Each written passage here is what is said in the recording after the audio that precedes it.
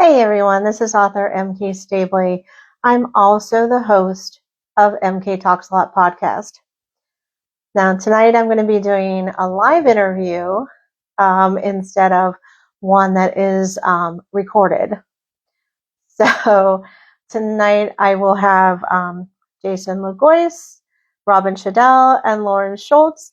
They are part of the anthology named Tales from the Deranged Minds. So they will be joining me shortly here, and I will be interviewing them about the different anthologies. There's multiples in this series, and also each one of them has their own books that they've written, standalone series, and all that kind of stuff. Series is probably not the right word.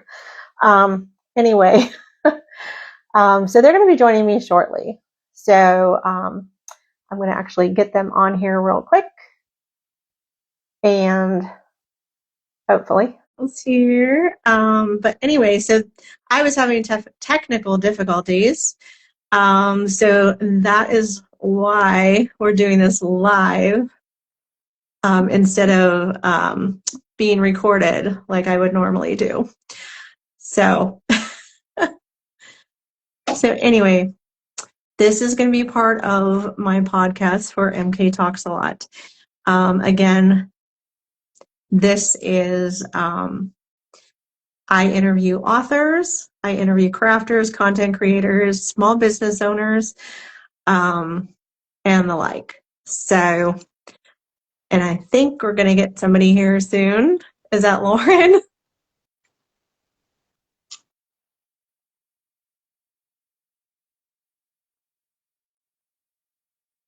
Something's happening. Again, like I said, I was having difficulty. Hi, Jason. Hey, how are you doing? I'm good. How are you? Fine. I was just trying to think. I had thought I was going to get it on desktop. I've got my phone here, so worst Okay. comes to worst. Because I thought I could have gotten the notifications for some reason. Right. Okay. Well, I'll go ahead and set this up a little bit differently, but we'll figure it out here. Okay. I'm trying to get Robin on here too. I see Lauren. Hi, Lauren. Hi there. You're looking at my steering wheel. I know. I was like, I see something. I think that's Lauren. Let me see. I'm trying to get Robin on here now. For some reason, we're having difficulties. I don't know what the deal was with Riverside. There's Lauren, or there's Robin. Hi there. Hello, this would be a lot easier if I could do this on my, it won't let me do it on my laptop, so I gotta use my cell phone. No, this is fine. Whatever you got going on is perfect.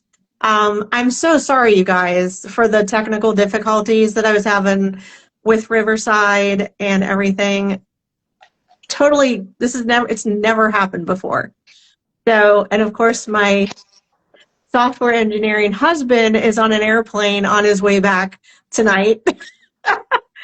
So he's normally the one who can talk me through my technical issues. Mm-hmm. So, but thank you guys for joining me here. Yeah. So how about thank you. How about we go one by one here and introduce yourselves, tell us where you're coming from. Lauren, let's start with you. Oh, sure. I am Lauren Schultz, indie writer. I live in Southern California, so I'm a Long Beach local, and I've been in Long Beach for well over 10 years. I'm cheating myself. But yeah, well over 10 years here in Long Beach. Very cool. And you also have your own books, right? Besides the anthology. Mm-hmm. Okay, perfect.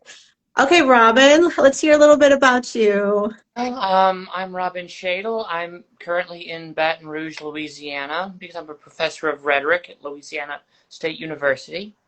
Oh, cool. That is awesome. And I was looking at some of your books, Robin, and I love like anything that has a little bit of a witchy twist to them too.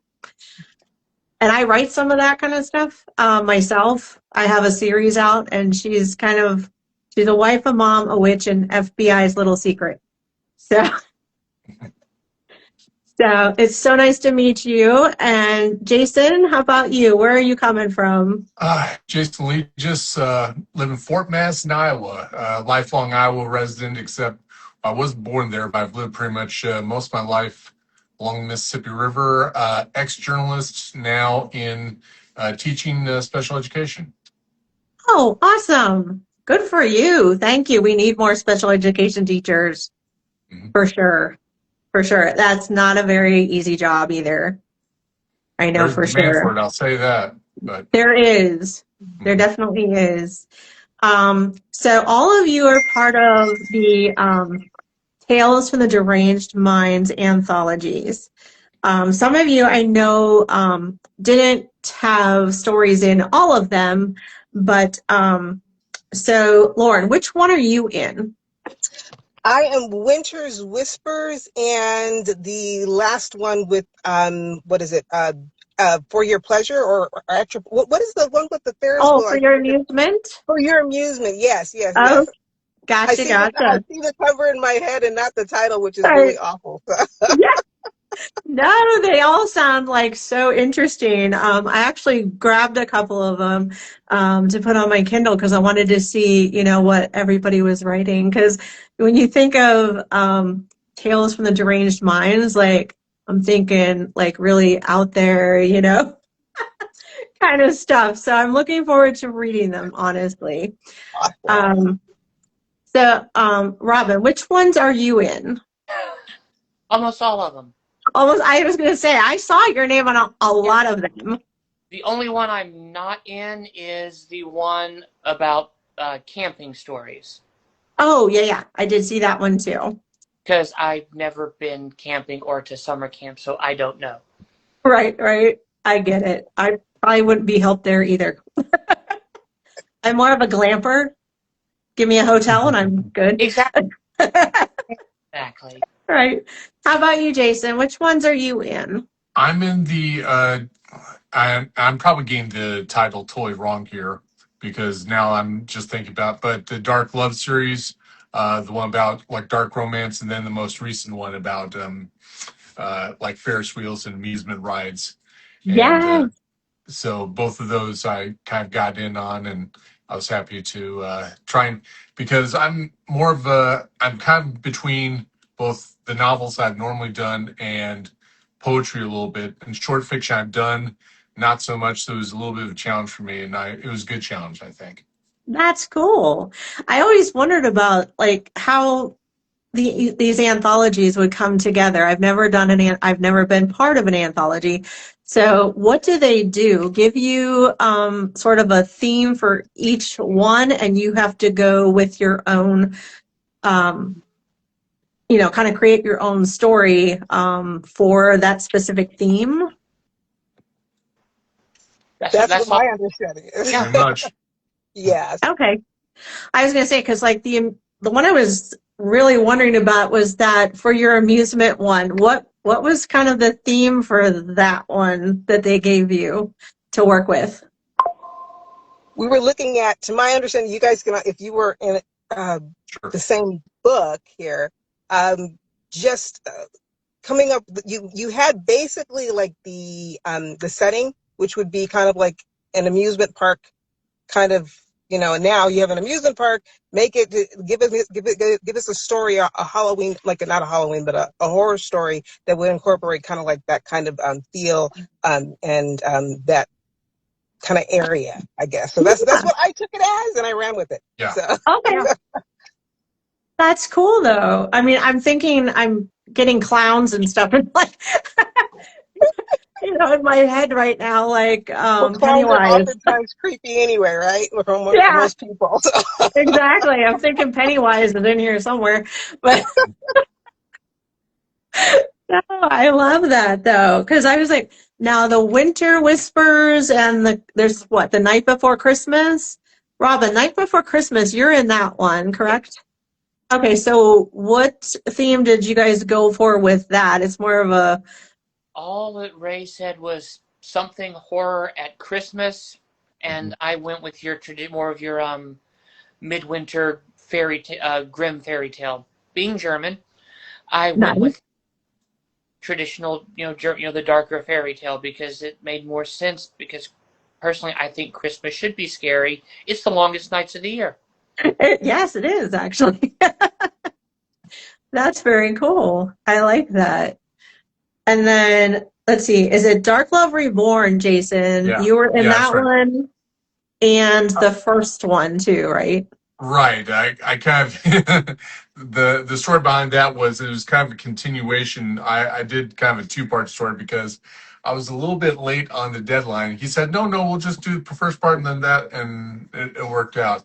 And the inspiration for that, it was just like, you have a lot of characters who were immortal, and was trying to think about like what would actually be like for someone to have to deal with that, and run into kind of a meet cute with some werewolves, and just kind of like went in from there basically.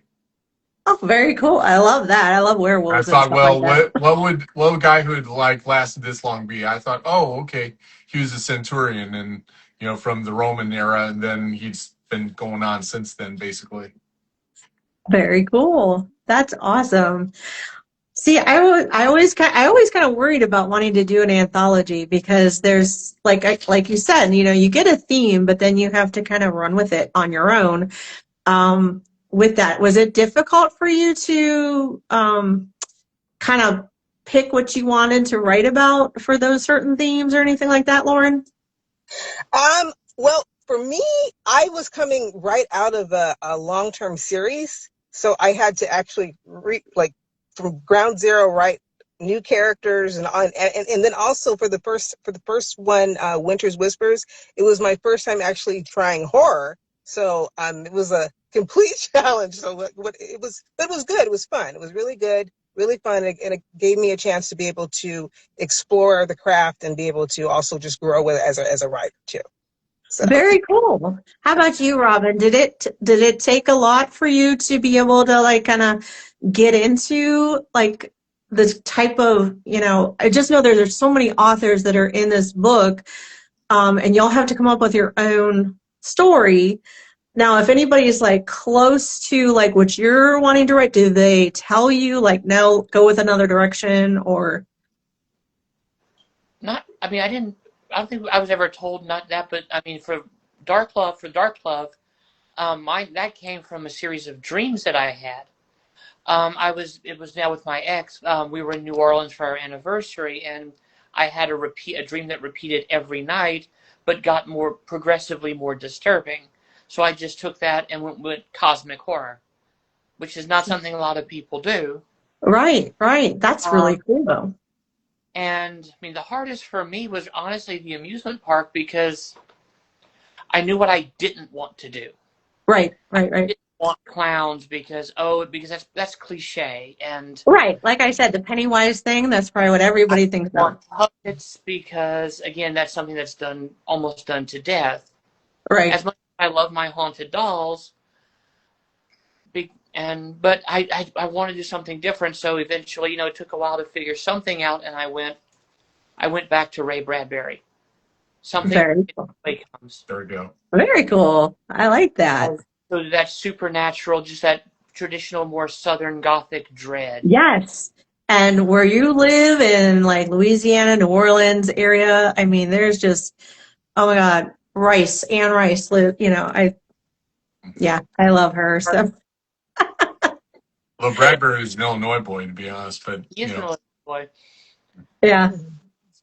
Very cool. What about you, Jason? Did you have any issues with trying to figure out what you wanted to go with in any of the different anthologies?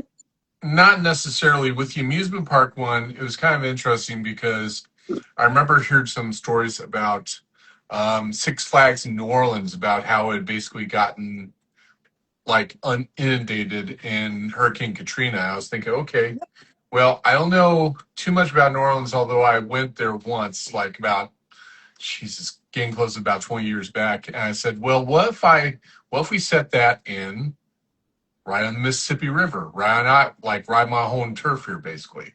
So I was thinking, okay, this is a river story, and this is like environmental horror, and it just kind of lipped off from there. And I also got some ideas I might use for another project I'm working on independently a novel length one. So it kind of helped workshop some of the ideas that I kind of put into place on the new one that I'm working on. Very cool. Mhm. See, that's what I was kind of wondering. It's almost a challenge, especially like you, Lauren, you've never written horror. So it's probably definitely a challenge for you. I mean, that was like a challenge kind of out of the box for you Mhm. Definitely. type of thing. Yeah. Totally so. So, and again, it's like you have to. It's when you have the opportunity to challenge and you actually take that opportunity. It's a good time to It's like, why not, right? So Let's try it. yeah, Right? absolutely. That's a good way to put it, definitely. Mhm. Now I know you have a series, The Last Consort, right? That is correct. Okay, now did I see that there's a new one coming out soon in that Uh, series? well, well, for that one, there is a prequel that was set. I had that one published last year. It's called Origin. So it Yeah. pretty much tells like it's the backstory to like where you are in the series. So that was done last year, and I'm currently working on something completely different now, which is going to be a kind of like a romantic comedy kind of thing, like right now that we're working on right now. And we'll see when that's done. Not yet. We're not close to finishing, but that's my next project. That's cool. That's awesome. I love that. So, Mhm. Robin, what are you working on right now? Um, right now we're going back. I'm doing my third Louisiana Gothic novel. I was writing a whole bunch of dark fantasy, and then a friend of mine who has a horror book club guilted me because she wants to do local authors and she wants to do something new, and so I need to get off. I was told I need to get off my ass and write the next one. But that they take time because I really do want to base it on the history and not just the legends of the folklore.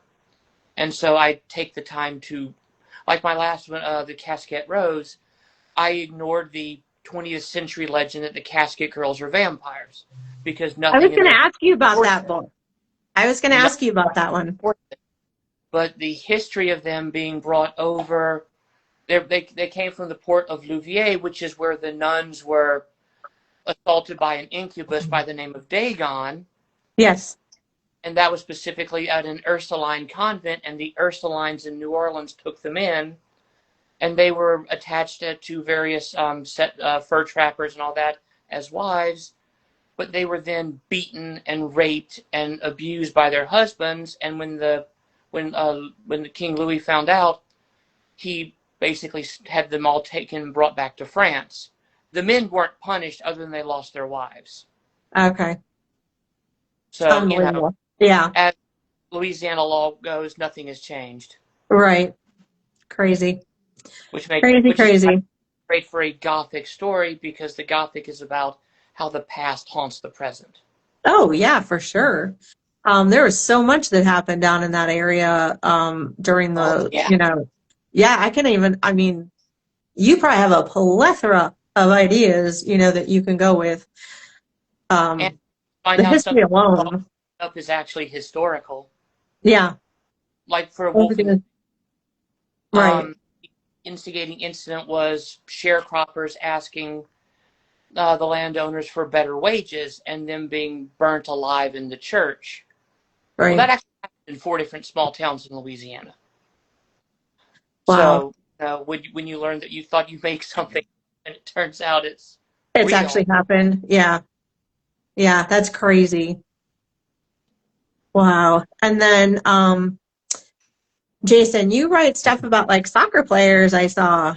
Yeah, I had a series about this kind of goes back to my old history of soccer fandom. Like I've been following the U.S. national team since about '94 when they first played in the World Cup. So I based that series off of, okay, what would the American Lionel Messi look like? And I said, okay, he's from Texas, of course. His dad is a national championship winning college football coach, and he's deciding whether or not to play gridiron football for his dad, or he's had kind of like this side passion for soccer for years and years. And this a club from the East End of London basically scouts him out and says, hey, we'd be willing to give you a tryout. And the first book kind of details his troubles, like trying to figure out where to go, and also a very highly complicated personal life and having to do basically with his sexual orientation, among other things. And then the second book kind of follows about, okay, well, now he's made this decision and now he's having to go into a strange land and basically try and succeed when, he's this far away from home, obviously. So Right. I've been interested in that. So that's like about 2 out of my 3 books. So I wanted to kind of get into, because I'm probably one of the more horrible Iowa writers in that most of my things so far have not been based in Iowa. I have no Iowa connection whatsoever. My first book had a main character who was originally born in Iowa, but no scenes there. The Yank Striker series, what you just talked about, nothing to do with Iowa whatsoever. And I kind of was wanting to write something about my home area, basically. I just Right. got the urge to do it. And part of it was I was kind of inspired by these, a lot of the writers, a lot of like journalists out here, like Art Cullen, who actually won Pulitzer Prize for editorial writing. He's a editor and publisher out here in Northwest Iowa. And then Chris Jones, who wrote a book on sort of the environmental issues that we're facing in the state called the Swine Republic. And he's actually running for Secretary of Agriculture here in the state this year. So, I mean, there's been a lot of issues with hog confinements, the pollution that's come with that, nitrate and pollution dumping, soil erosion. I mean, this has been going on kind of for a long time. And my inspiration for this was like, okay, what's it going to take to get people to pay attention to this? I mean, there's growing interest in it now, but not as much. So I Right. said, okay, what would happen if they finally dumped something in the environment that was going to drive animals and humans nuts? And I said, okay, we're good to go. Environmental horror, let's go. So that's where I'm at right now, and in the midst of trying to put together a rough draft on that. Very cool. I like it. I like it.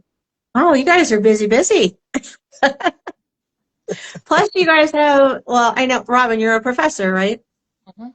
So you do that too. So, I mean, how do you balance your writing and, your normal job of being a professor? I mean, that's something that goes hand in hand because most of my job duties are research and writing. So when people sit there and go, why don't college teachers focus on teaching? Because 80% of our job duties are research and writing and conference. So there's always balancing writing with other things. But now with this, because I actually finally learned I can actually put creative works on my annual review, and if I go and I give talks about them, that counts. Oh, So okay. Well, there you go. that's incentive. But it's like I tell students, you have to budget time, but you have to find a schedule that will work for you. Look, this is where I get on my soapbox. You see on the internet all the time, write every day. That's bullshit. It is. It's I can't do it. 3 to 4 days a week for for an hour or so those times, than to do bursts every so often. A consistent schedule makes progress. Right. Right. Even But if you write like one sentence, it's something, you and know? writing goals for your daily writing goals that you can accomplish.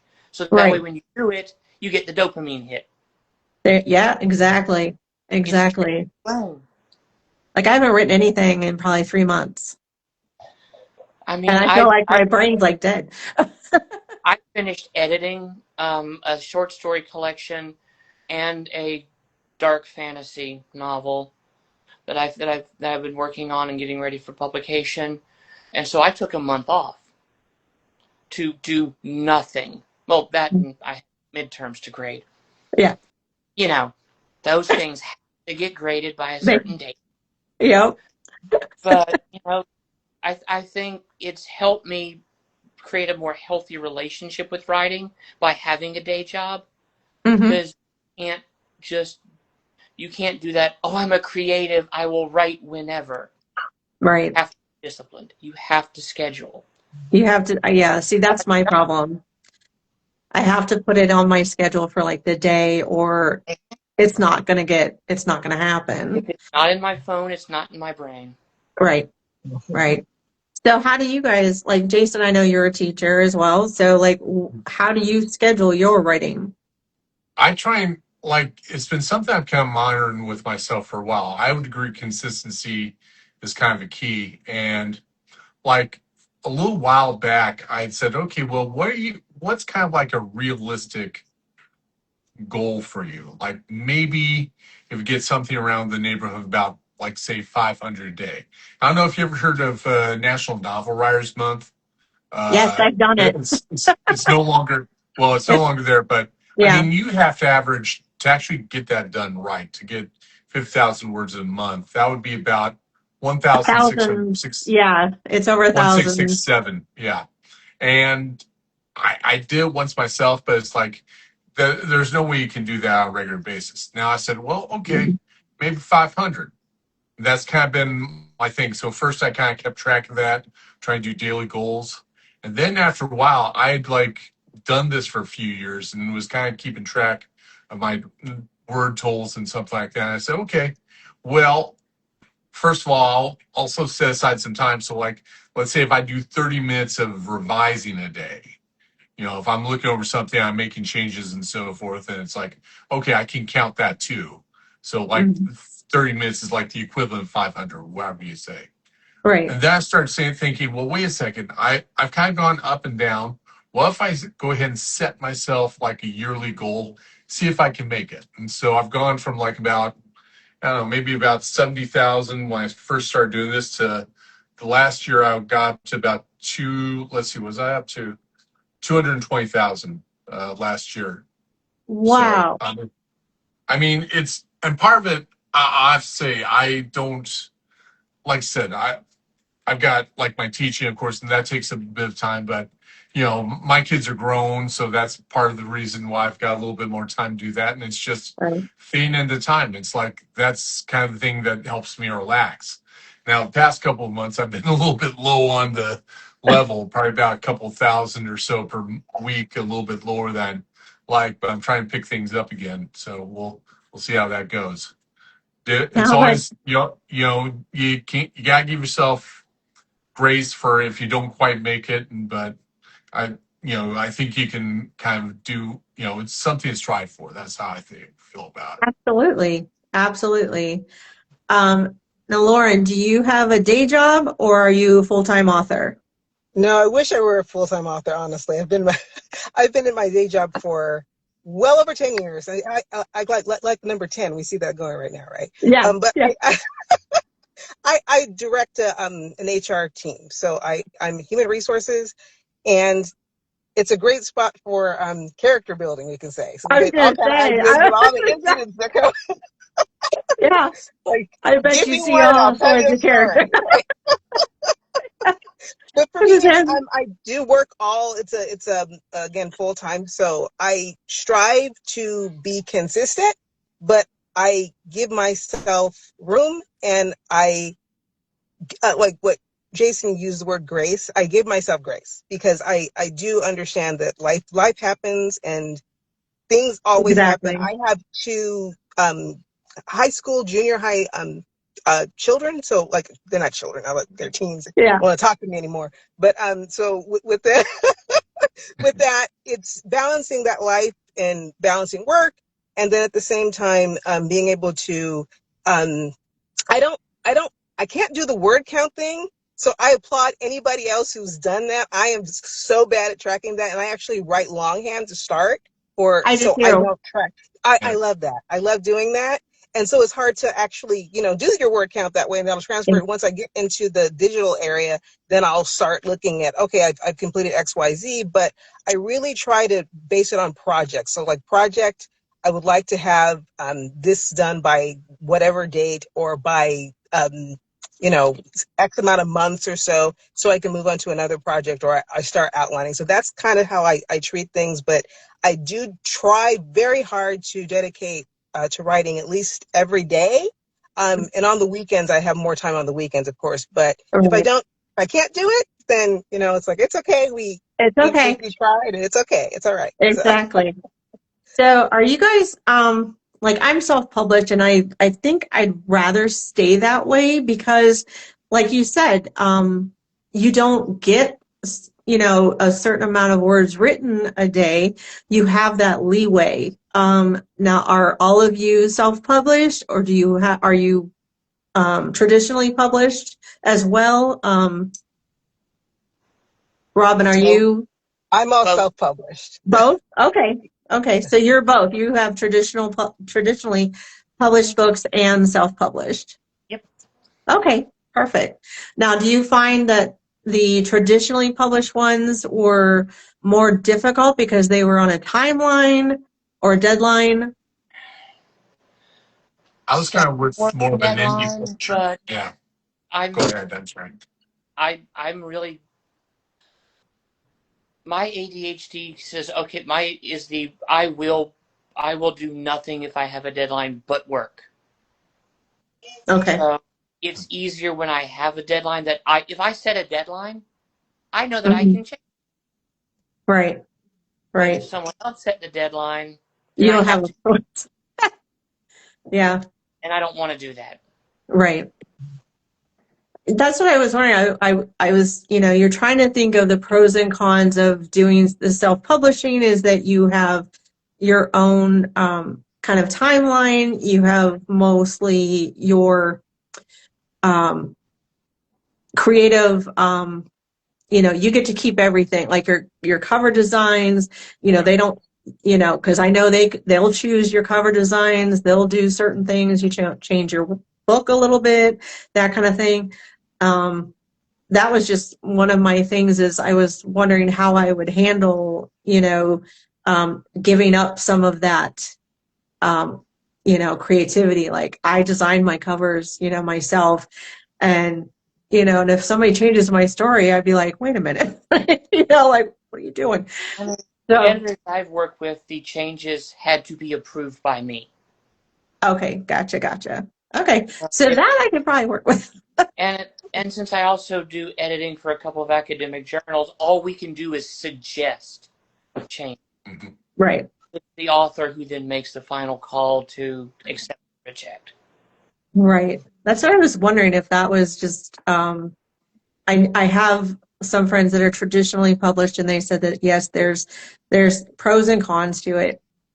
Just like with anything. No, for me, the biggest reason I moved away from traditional publishing for fiction is because I was informed I need to go back in the closet Seriously? for marketing, and because my long form adventures of Sam Hain, because it butts up against paranormal romance, and she's a lesbian. Mm. I should make her bisexual for the straight female gaze. Mm. No. And I respond to that with no. The whole point Yeah. is she is a lesbian. Yeah. Right. No, I mean that's your work. That's that's part of your what came out of here. I wouldn't want to change that either. I'd be like, nope, sorry. There's something if they said change it from Butcher's Bend, South Carolina to North Carolina. Fine, That's not right. That's a totally different thing, but something at the core of who the character is, and Right. then paired with, and go back in the closet so that way people won't label you and put you in the niche of queer writer. Mhm. I Yeah. am one, and I write for a queer audience. Right. Straight people like my books too, Right. but Yeah, see, I don't see why that should be a thing that they should have, be able to tell you. markets, Um, demographics, politics yeah, in the States right now. right, They don't want to deal with the flack. right. Crazy. Now, Jason, are you self-published or both? I've been working with some indie publishers. I worked with Biblio Publishing out of Columbus on my first 3 books. As far as this new project I'm working on, it could be a couple of different ways. There's a few Midwest publishers I've been kind of keeping in contact with, and once I kind of get like a better rough draft going, I'd like to show them what's going on. but I'd be definitely open to self-publishing. One of the things I'm thinking about, and maybe I ask you this question because you brought this up here quick. How difficult is it to go ahead and design your own covers? Because I'm on Canva Pro and a couple other things. I thought, okay, am I going to make something that's not rubbish? Right. Is the idea. So, Well, and I use Canva Pro. oh, okay.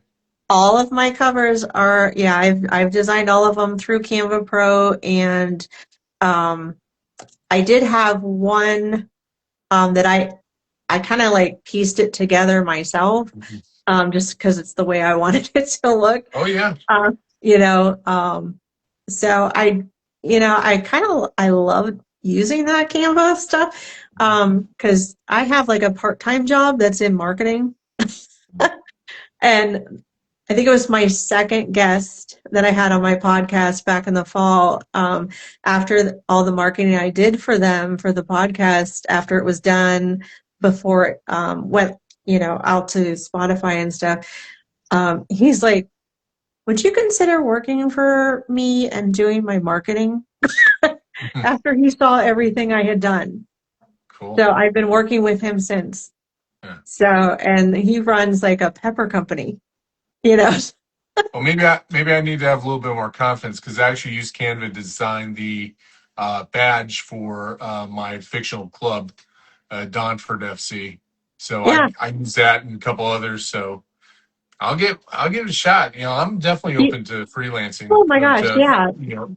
They do indie some, you can get some self-publishing. really good, like I said, you have the Canva Pro, so you have the copyrights to stuff that you use and Oh yeah. the pictures, that you can get from them, Mhm. and that kind of thing. So you don't have to worry about getting into trouble because you are paying for it Yeah. and stuff like that. So definitely, I've been able to, gosh, I do like their weekly newsletter, and I do a lot of it on Canva. I'm designing a menu for a restaurant here coming up. So, and I'm probably going to use a template of some kind on there, or just getting a little bit of an idea from it, just how they want it to look and stuff like that. So, All right. and then but Canva is a great resource for authors, especially not just for your covers, but for any of your marketing, promos. If you do I made a book, like a book, what do you call them? The things that you use to hold your place in books. Oh, Bookmarks, yeah. I made a few of those on Canva too. So yeah, that's how I made mine. I have a big book signing in June in Columbus, Georgia. okay. It's the Romance Atlanta. Oh gosh, I'm trying to think of how many of us there are. There's probably over 100 authors at this, and I've done Tropicon. I've done that one. I did that one in St. Augustine last year, and I did one in New Orleans a couple years ago. That one was really fun, and it was during Mardi Gras. So I got to see a couple parades while we were down there. That was my first time there, so it was a lot of fun. It was a lot of fun. But yeah, definitely Canva is a great source for anyway. You can get a free version, but I think it's I'm like on the Pro myself, so right, and I think it's like $15 or $20. I think that I pay for that a month.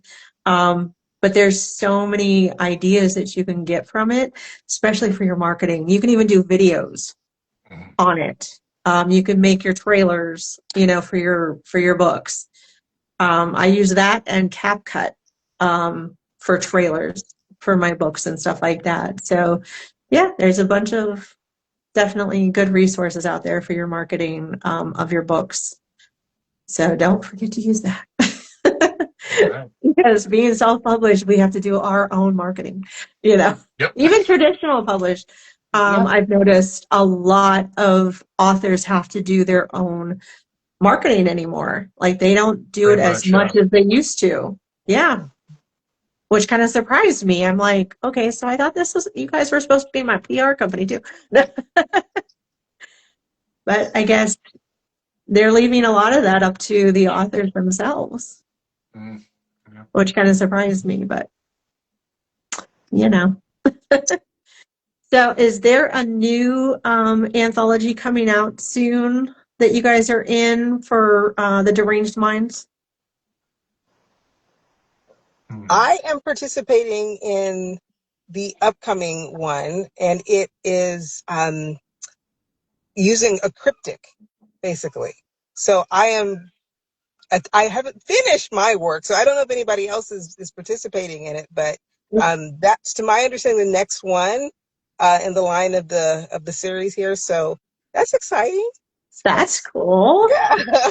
That's cool. So are Robin and Jason, are you guys in this one too or no? Not yet, but I'd definitely be open to doing it again for sure. Oh, I would gladly do it again, but that one, Ray put out the call when I got asked to take over 4 classes when a colleague quit mid-semester. Oh yeah, that puts a So, damper on them. I much else right now. I've got to figure out 4 new lesson plans. Yeah, that's a lot. That's a lot. Oh my gosh. Well, you guys have been so much fun to talk to. I'm so glad I got to do this with you guys. I'm so sorry about the whole technical difficulty though, but No worries. it will be up everywhere once I'm done doing some editing. So it will be on Spotify and all of that, and probably my YouTube channel, and I will get the links and everything all over the place, Facebook and Instagram here and stuff. So thank you guys again. And For having us. Yes, Ray, it's been a Thank you pleasure. so much. thank you. Well, Ray just messaged here. He said all of them. Let's see. He said all of them have a lifetime invitation to do to do the anthologies, and he said, "And Robin, you'll never be censored." Good, because I have a potty mouth. Oh, I love that, Ray. I love you. You know, I get to interview him and a few of the others that are part of the anthology next Tuesday night. So my husband's going to be home tonight sometime, so I'm hoping he can help me with my technical issue. But if not, I know this will work. So All right. thank you guys again, and you guys have a great weekend. You too. Thank you. You Thank you too. Thanks so so much. much. It was great Awesome. meeting you guys. Lovely meeting you too. Thank you. Bye. Bye.